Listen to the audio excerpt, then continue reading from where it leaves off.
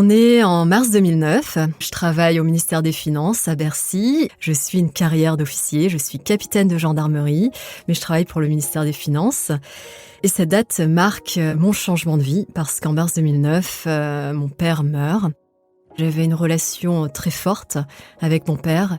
Eh bien, je me rends compte à quel point la femme que je suis devenue à cette époque-là, la femme mariée, la femme qui suit une carrière brillante, une carrière d'officier, la femme qui a plein de perspectives devant elle, qui a tout pour être heureuse, eh bien, cette femme, c'est bien sur le papier, sauf qu'elle ne me correspond pas. Podcast Story réel. Tout d'un coup, je me rends compte que ce que j'ai construit depuis toutes mes années d'études, de travail, à l'époque j'ai 28 ans, et ben tout ça, c'était très bien sur le papier, sauf que ça ne me rendait pas heureuse. Et c'est bien de savoir qui je n'étais pas, sauf que la grande question qui a émergé suite à la mort de mon père, c'est quel est le sens de ma vie ? Et donc ça m'a mis plus de 2 ans, à pouvoir répondre à cette question. Tout ce que j'avais construit, puisque ça ne me correspondait pas, il fallait que je le quitte. Donc j'ai commencé par me séparer, j'ai divorcé. Mon mari était aussi lui-même officier. Et ensuite, j'ai pris la décision de démissionner. Et donc tout ça, à la veille de mes 30 ans. Et donc je suis revenue à mes premiers rêves d'enfant, à ce qui me faisait vibrer quand j'étais toute petite. Et moi, j'ai grandi à la campagne, dans le nord de la France, en Picardie. Et ce que j'aimais, c'était l'aventure, la liberté dans les champs, aller par-dessus ou par-dessous les barbelés, dépasser les limites que mon père me fixait et aller vers l'inconnu. Et je me suis dit, tu vas construire ta vie en fonction de ton rêve. Tu vas vivre cette aventure.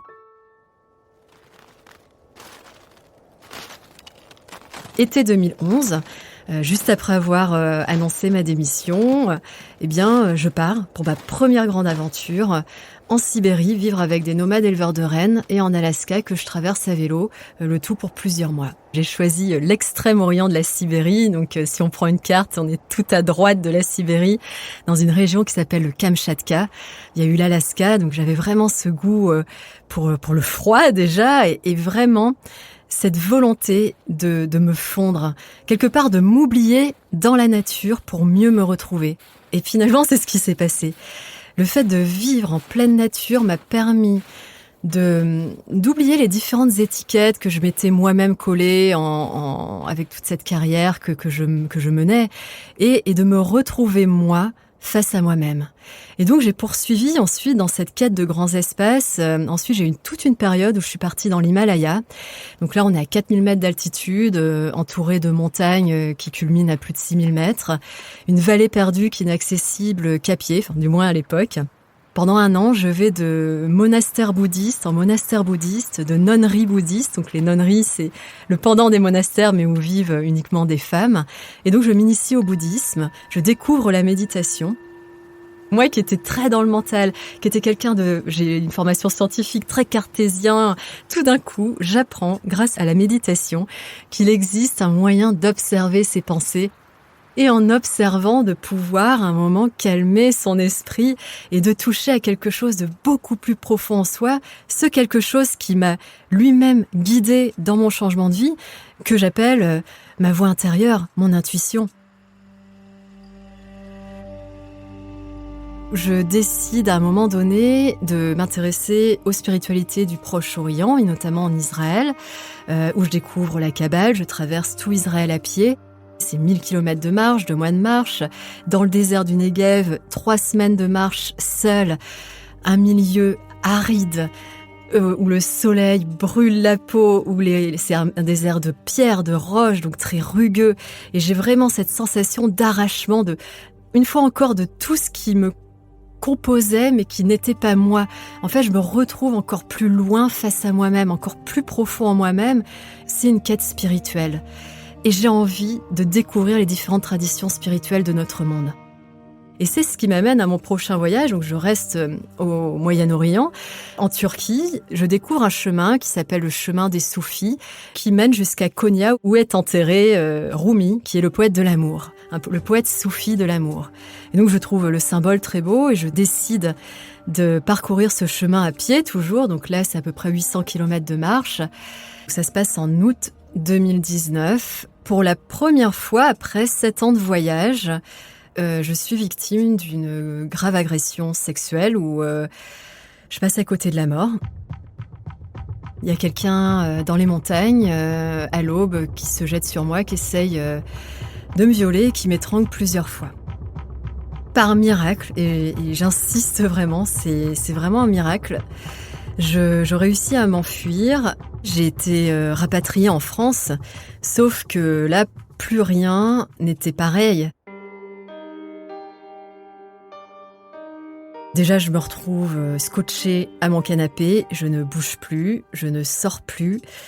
J'ai la haine, j'ai honte, parce que tout à l'heure, je parlais d'intuition et tout d'un coup, je culpabilise. C'est le premier sentiment qui m'est venu en me disant « c'est de ma faute, j'aurais pas dû aller, je me suis pas écoutée ». Et là, ça a été un champ de bataille intérieure. Je ne dors plus de la nuit, je passe tout mon temps devant Netflix à regarder des séries pour divertir mon esprit. Je commence à lire des livres très violents par rapport au féminisme. Donc, c'est quelque chose qui m'avait échappé avant ça.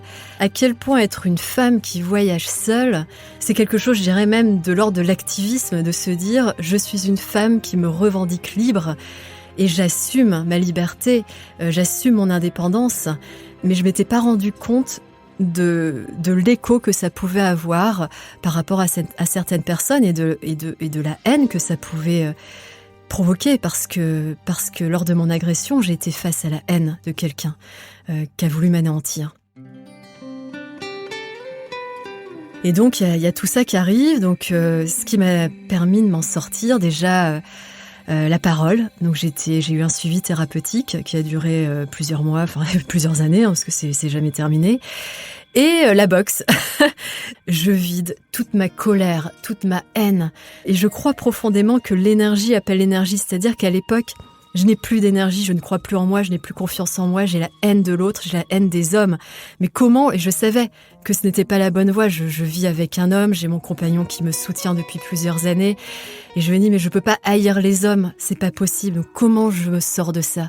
Et finalement, déjà grâce à la parole, à la boxe, j'ai pu commencer à transformer ça. Je dirais pas transformer, déjà j'ai pu commencer à me libérer. Et tout d'un coup, un soir, je me souviens encore, je suis au bord de ma fenêtre, je fume, parce que j'avais repris la clope tellement j'étais mal. Et en fait, j'ai une révélation qui arrive qui me dit « mais va marcher dans la nature ». Et là, je prends une carte, je regarde, on est en plein hiver, je vois Patagonie, je trouve un chemin qui traverse le Chili depuis Santiago du Chili jusqu'en Patagonie. Plus de 1500 km de marche, dans la nature à l'état pur. Je me dis que je vais rencontrer personne. Donc, pas de menace potentielle parce que depuis, je porte un trauma et notamment ce qu'on appelle le stress post-traumatique. Donc, je ne voulais rencontrer personne, je voulais juste être au plus proche de la nature et marcher.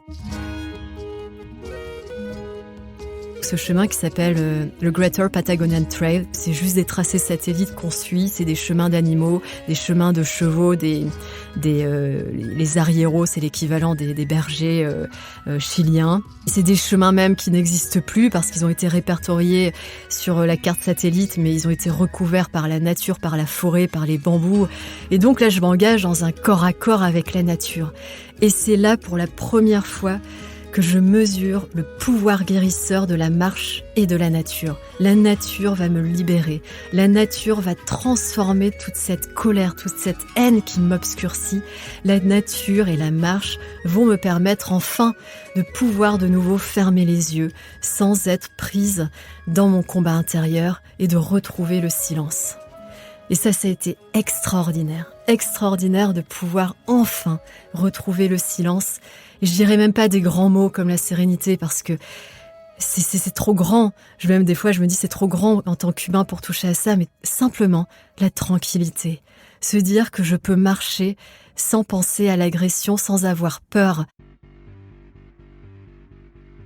Souvent, on me pose la question, mais est-ce que j'avais pas peur avant ? Bien sûr, j'avais peur. Enfin, j'avais quand même conscience que d'être une femme qui marche seule, ça peut attirer potentiellement les mauvaises rencontres. Mais cette peur, jusqu'alors, je ne l'anticipais pas.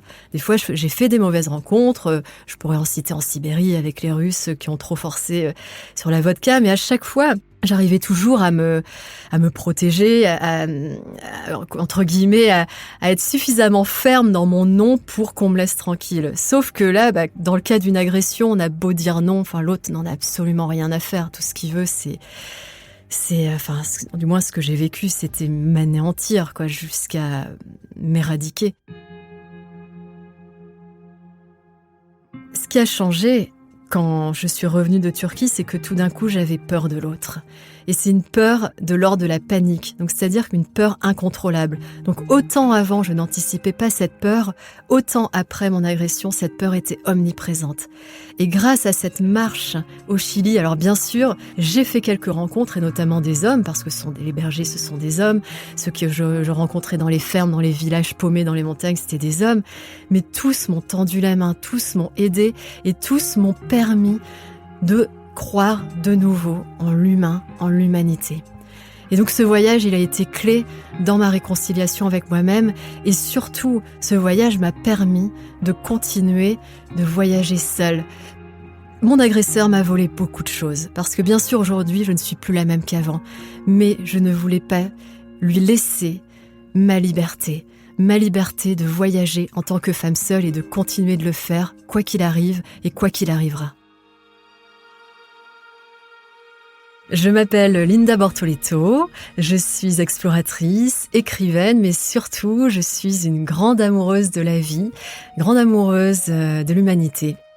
Et j'espère continuer encore très longtemps sur ce chemin intérieur qui de toute façon est interminable. Donc j'ai encore de belles années devant moi.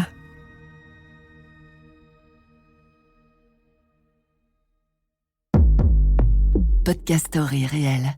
Racontez votre histoire. Ne manquez aucun épisode de Podcast Story. Abonnez-vous et mettez 5 étoiles sur Podcast Addict, Amazon Music ou Spotify.